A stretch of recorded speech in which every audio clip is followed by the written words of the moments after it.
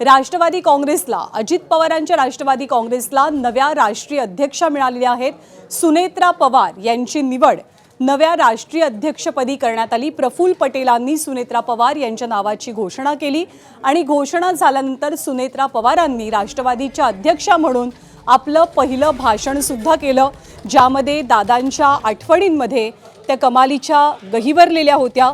28 जानेवारीला उपमुख्यमंत्री अजित पवारांचं अपघाती निधन झाल्यानंतर पक्षाची धुरा नेमकी कुणाकडे जाणार याबद्दलच्या तर्कवितर्कांना उधाण आलं। मात्र आधीपासूनच सुनेत्रा पवारांचं नाव सर्वाधिक चर्चेत राहिलं। सुनेत्रा पवारांची राष्ट्रीय अध्यक्ष म्हणून एकमतानं निवड झाल्याचं प्रफुल्ल पटेलांनी जाहीर केलं। सुनेत्रा पवारांच्या नेतृत्वात राष्ट्रवादी मोठं यश मिळवेल असा विश्वासही त्यांनी व्यक्त केला। तसंच अजित पवारांच्या अपघाताबद्दल आणि पक्षाबाबत उलट सुलट चर्चा करणाऱ्यांवरती पटेलांनी जोरदार निशाणाही साधला।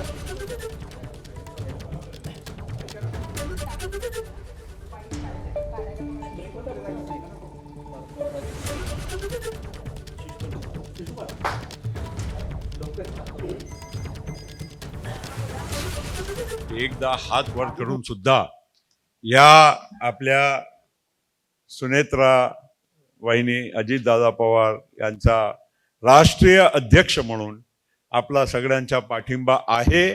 आप सभी लोगों के ओर से मैं यहां पर घोषणा करता हूं कि हमारे राष्ट्रीय अध्यक्ष पद पर श्रीमती सुनेत्रा ताई अजित दादा पवार की राष्ट्रीय अध्यक्ष करके यहाँ पर चयन हुआ है। She has been elected as the national president of the NCP Nationalist Congress Party. तर सुनेत्रा पवारांच्या नावाची राष्ट्रीय अध्यक्षा म्हणून घोषणा झाली, पण त्याचबरोबर हे अधिवेशन संपता आणखी एक मोठी घोषणा पार्थ पवारांसंदर्भातली झाली। ती कोणती?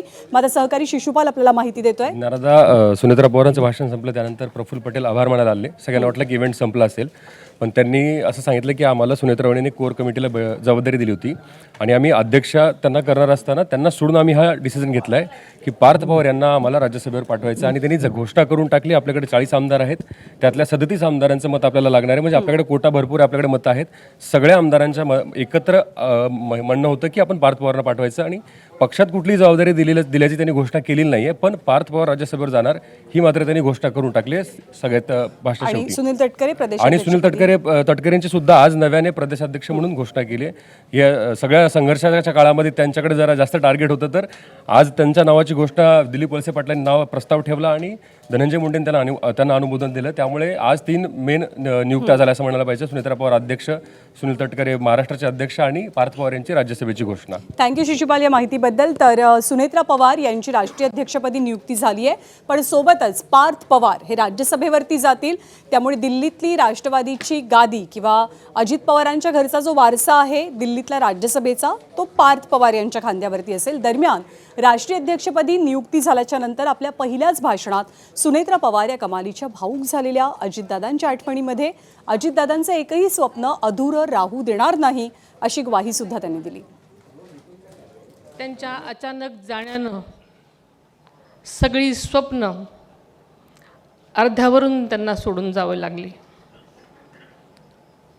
परंतु उनके सपने अधूरे नहीं रहेंगे।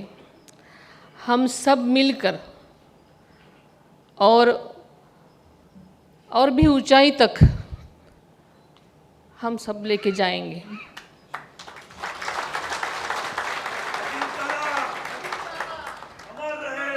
आदरणीय दादा आज आपल्यात नाहीत हे अजूनही मन मानायला तयार नाही।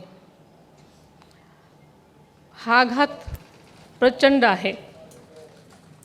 तर प्रफुल्ल पटेल यांनी सुनेत्रा पवार यांच्या नावाची घोषणा तर केलीच, पण त्याचबरोबर त्यांनी एक प्रकारे पक्षावरती बाहेरून जी मंडळी सध्या टीका करू पाहत आहेत किंवा सल्ले देऊ पाहत आहेत त्यांच्यावरही टीका केल्याचं पाहायला मिळालं।